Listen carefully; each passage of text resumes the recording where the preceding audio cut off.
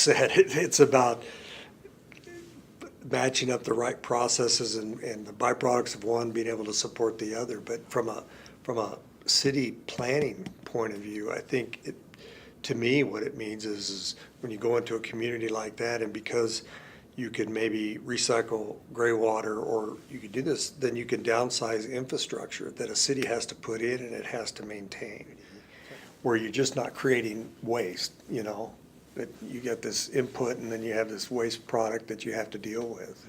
Well, what makes this project unique amongst others is most of our other projects are done on public land, at parks, or in partnerships with school districts and that sort of thing. This one is actually a partnership between a business that's also going to be used for the community, which really makes it unique. And I think the two together is really going to bring business and community together in a way that we haven't seen in this city.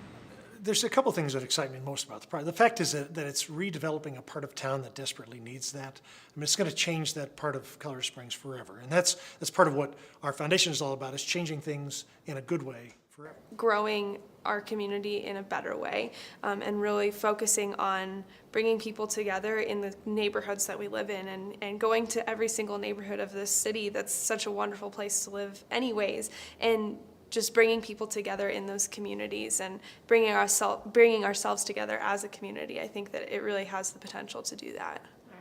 Places like Pub really build community. So if we can get people off the couch and out just talking to their neighbors and interacting, then we've really accomplished something. And the best way to do that is to do it in their own neighborhood. Well, it's going to be interesting because if the greenhouse is going to be on the south side, that's where I went to kindergarten, and that was my favorite teacher, Mrs. Hakes. And then the brewery will be on the north side, which is my other favorite teacher, and that was Mrs. Durgee in the 6th grade. So from one end to the other, it will be full of all kinds of wonderful things. I think it's an example of building structures in a way that they can live for a century. I am very partial to historic buildings.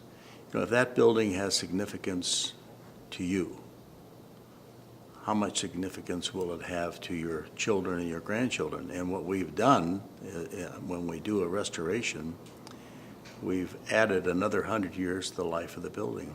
I think it can be replicated all over it. You just have to find what's that community center, if you will. I think seeing that it's a system that has to stay a part of the community forever, really.